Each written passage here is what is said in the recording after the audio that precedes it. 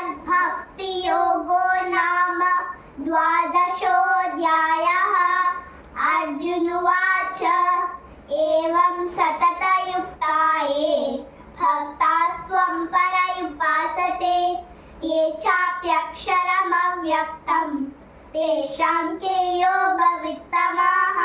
श्रीभगवानुवाच मय्यावेश्य मनो ये मां नित्ययुक्ता उपासते श्रद्धया परयुपेताः ते मे युक्ता तमा मताः।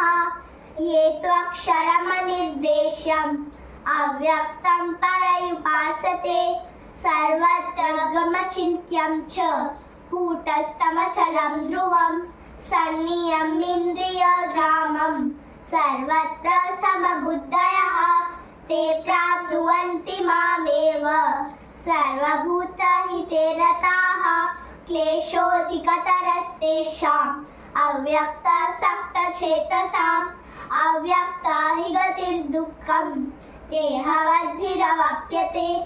ये तु सर्वाणि कर्माणि मयि सन्न्यस्य मत्पराः अनन्येनैव योगेन मां ध्यायन्त उपासते तेषामहं समुद्धर्ता मृत्युसंसारसागरात् भवामि न चिरात् पार्थ। मय्यावेशितचेतसां मय्येव मन आदस्व मयि बुद्धिं निवेशय निवसिष्यसि मय्येव अत ऊर्ध्वं न संशयः। अत चित्तं समाधातुं न शक्नोषि मयि स्थिरम् अभ्यासे योगेन ततो मामिच्छाप्तुं धनञ्जय।